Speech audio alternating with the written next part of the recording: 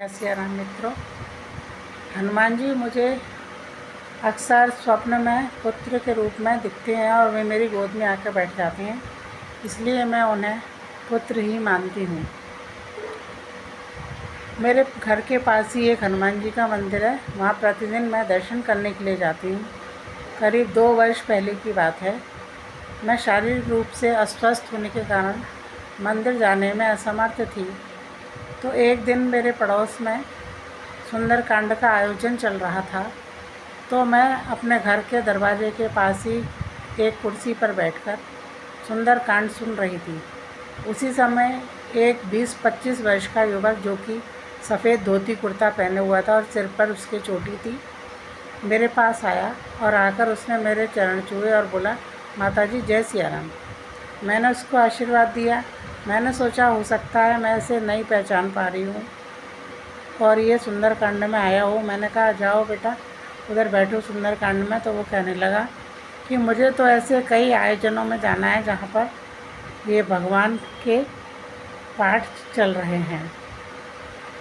मैंने कहा मैंने तुम्हें पहचाना नहीं। तो वो कहने लगा कि मैं उन भगवान का सेवक हूँ जो यह दुनिया चलाते हैं और मैं आपका पुत्र था, आपका पुत्र हूँ और आपका पुत्र रहूँगा।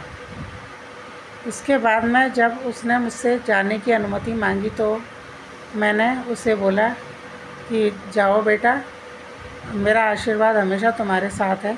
यह कहकर मैंने उसको आशीर्वाद दिया और वो चला गया। जब मैंने पीछे पलटकर देखा तो वहाँ पर कोई भी नहीं था।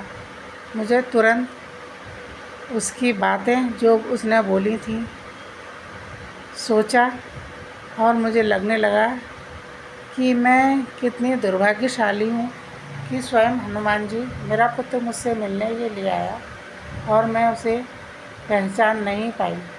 ये उसकी बातें सुनकर, ये सब बातें सुनकर मेरे रोंगटे खड़े हुए और मुझे दुख लगा कि देखो मैंने हनुमान जी को इतना कष्ट पहुँचाया कि मैं नहीं जा पाई, तो मुझसे मिलने वे स्वयं यहाँ आए।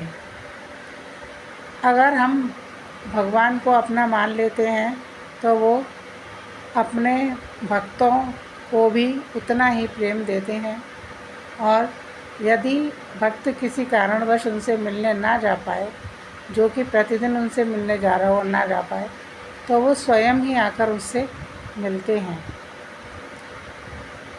ऐसा मेरा विश्वास है और उनके प्रति ऐसी श्रद्धा है।